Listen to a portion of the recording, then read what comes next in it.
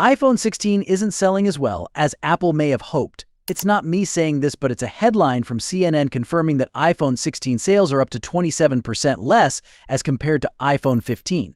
Also, a supply chain report confirms that iPhone 16 demand is 27% lower compared to iPhone 15. We got the new capture button, new AI features, a 18-chip, brand new design. Okay, sorry, don't mind. Many features are advertised about the iPhone 16, but still, it didn't get the expected hype.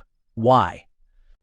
The main reason is Apple itself. Apple advertised much about the new capture button and Apple Intelligence, and to be honest, both are the reasons for iPhone 16 sales. Apple Intelligence, the new Siri, and new AI features haven't been released yet. You are just going to the Apple Store, paying a big amount, only to unbox an incomplete iPhone 16, or we can say iPhone 15 in different colors. Apple has focused a lot of attention on the new Siri and Apple Intelligence features in its iPhone 16 marketing this year. They showcased it right at the start in reveal videos and in all their ads, showing how helpful the updated Siri would be. They even changed the look of their main Apple Store, using a rainbow Siri theme as if this feature was already available. However, these new features are not ready yet.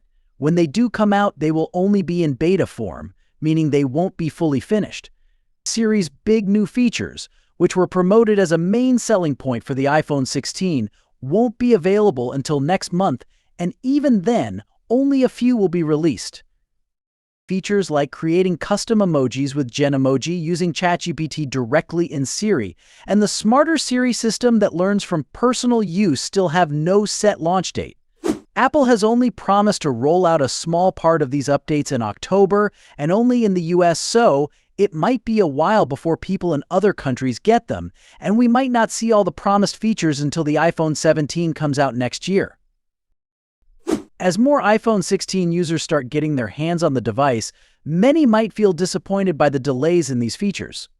While the hardware is impressive, a big part of Apple's promise was about how Siri's new intelligence would change the way we interact with our phones. But with the main features still missing, the experience feels incomplete. It raises the question of whether Apple rushed the launch to meet the annual release schedule, knowing that these key features wouldn't be ready in time. Some users may choose to wait for the iPhone 17, hoping for a more polished version of Apple Intelligence. Others, especially those excited for the Siri updates, might feel let down by the long wait for features that were heavily promoted but remain unavailable. In the meantime, Apple needs to manage customer expectations and keep them informed on when these features will actually arrive. If not, the excitement they built up with their flashy marketing could quickly turn into frustration. The new capture button on the iPhone 16 has several issues that can make it frustrating to use. For starters, the touch sensitivity seems inconsistent, which means you never quite know what to expect when using it. Swiping doesn't always work smoothly, and you'll find that changing camera settings through the control panel is slower compared to just tapping the screen directly.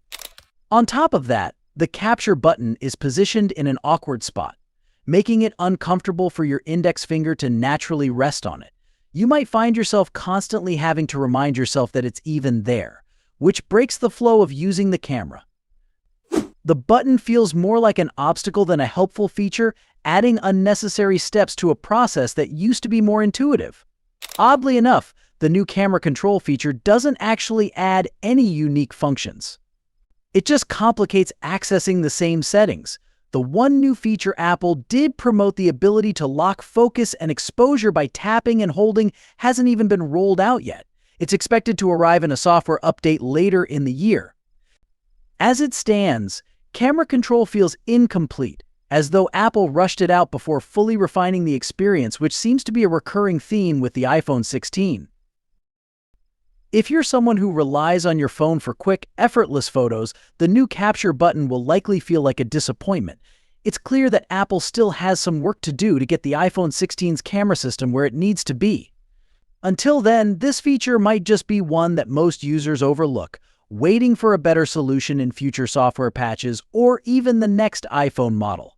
Now, I know there are going to be people who flood the comments with hate, saying I'm wrong or just being negative.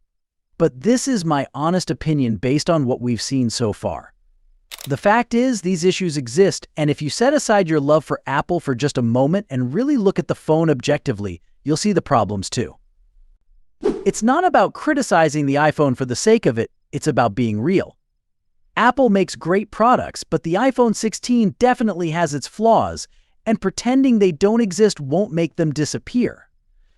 In the end, we can only hope that Apple listens to the feedback and works on fixing these issues. With software updates and tweaks, there's a good chance they can iron out the problems and make the iPhone 16 live up to the expectations they set. Apple has a strong history of delivering great products, and we're confident they'll find a way to make their disappointed fans happy again. After all, it's not too late for the iPhone 16 to shine, but it's going to take some effort to get there. Let's see what Apple does next. If you found this video helpful or insightful, please give it a thumbs up and subscribe to the channel for more content like this. Your support means a lot and helps us keep creating. Let us know your thoughts in the comments below. Do you agree with the points made about the iPhone 16? We'd love to hear from you.